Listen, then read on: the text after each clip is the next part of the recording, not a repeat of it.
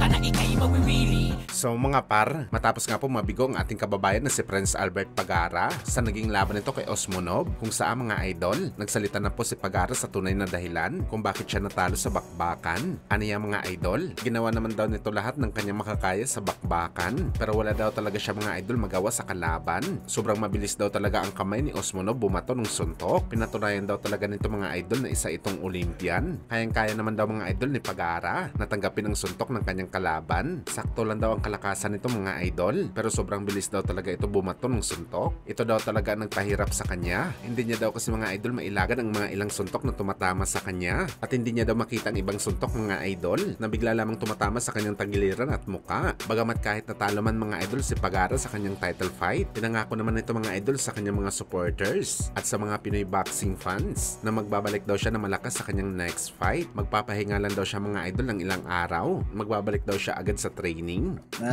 Sobrang bilis yung kamao niya, kaya hindi ko nakita. Hindi ko makikita yung mga kamao niya. Sobrang bilis talaga, magaling yung kalaban.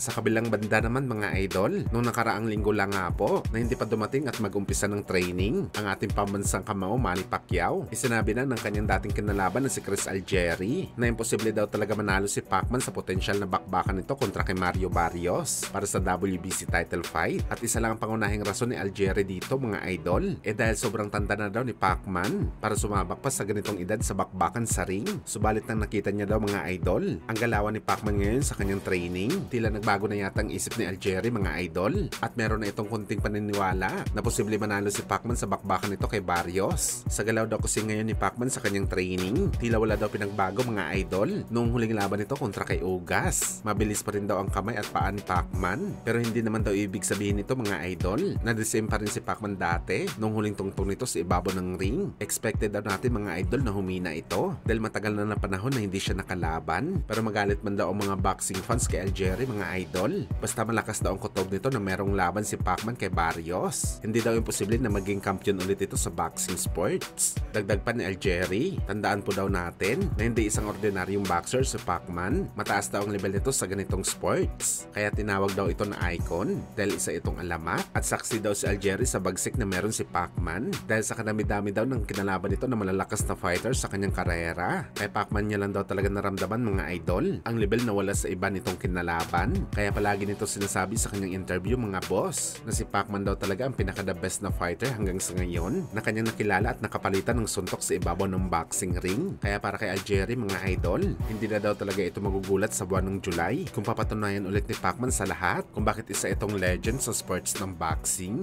Because this Manny Pacquiao special. He's the best fighter I've ever been in a ring with.